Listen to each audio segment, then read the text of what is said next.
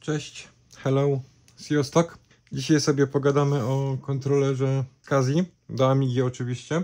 Zanim zaczniemy, tak krótko bym chciał wam tylko powiedzieć, że jestem tydzień po mojej drugiej chemioterapii. Zniosłem ją dużo lepiej niż poprzednią, ale ciągle się męczę z infekcjami, czą normalną przy tego typu leczeniu. Chciałbym was oczywiście zaprosić tradycyjnie na grupę na Facebooku Retro z Serca i z Pasji, gdzie dyskutujemy o kolejnych odcinkach, o retro i o różnych innych przedziwnych rzeczach. Grupa jest na razie bardzo malutka, ale pomalutku sobie rośnie. Jeśli można, również chciałbym was poprosić o wsparcie. Link macie poniżej w opisie do Buy Coffee oraz Blika.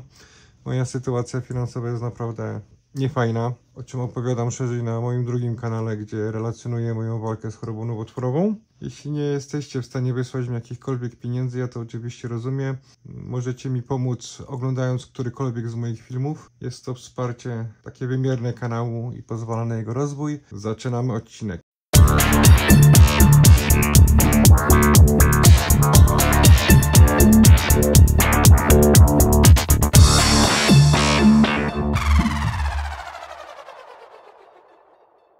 Dzisiejszą bohaterką jest młodsza siostra kontrolera Commodore A2090. Ta bohaterka ma na końcu dopisaną literkę A.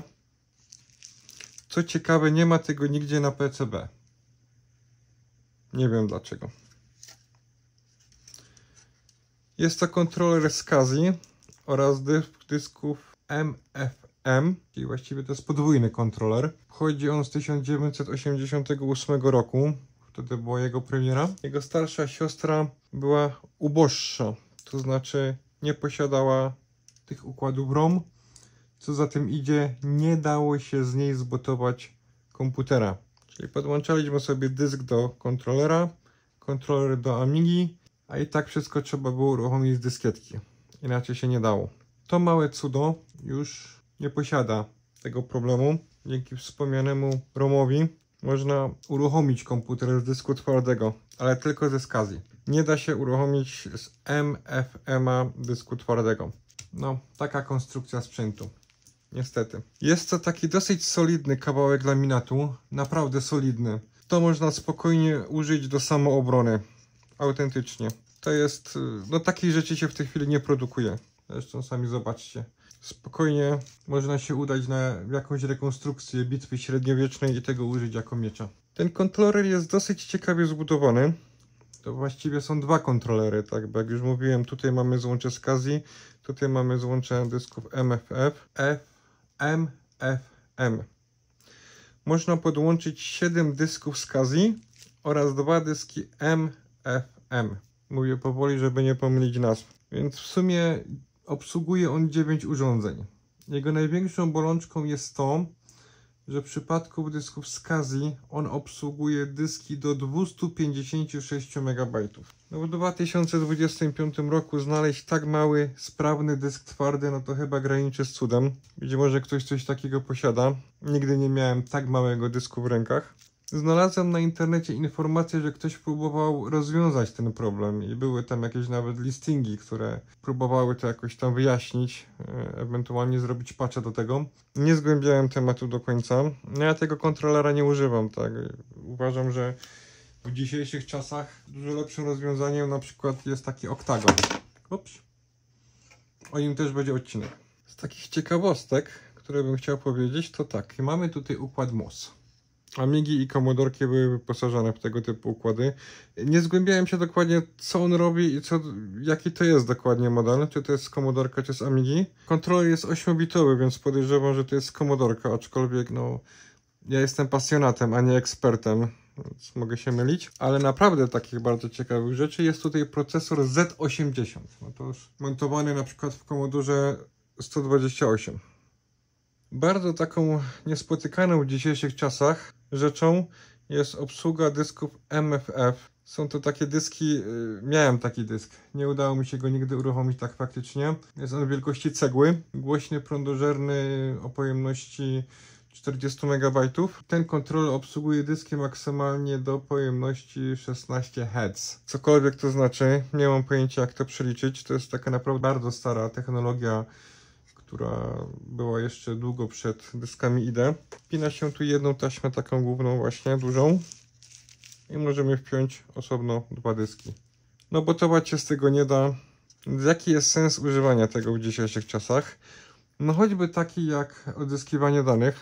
Ja już takie rzeczy widziałem, co prawda nie na Amidze, ale są pasjonaci, którzy publikują filmy na YouTubie między innymi i pokazują, jak dobrać się do danych z lat 70. i 80. Tam naprawdę niesamowite skarby znajdują. No bo nie bardzo widzę inne zastosowanie tego sprzętu. No jak już mówiłem, jest to naprawdę taki solidny kawał laminatu, wizualnie bardzo ciekawy, więc do muzeum jak najbardziej się nadaje. Do odzyskiwania danych myślę, że również go można wykorzystać. No ale praktycznie powiedzcie mi, co można zrobić z takim dyskiem 256 MB współcześnie. No wgrać paręnaście gier, zainstalować system, no i to jest właściwie tyle. No, niewątpliwą zaletą tego kontrolera jest to, że on jest chyba właściwie niezniszczalny, bo nawet jakby go przyciąć na pół, to można go spokojnie poskładać, polutować i znowu będzie działał. Tak więc pod tym względem jak najbardziej. Ja ze względu na moją sytuację, no sprzętu się pozbywam, a nie gromadzę w tej chwili.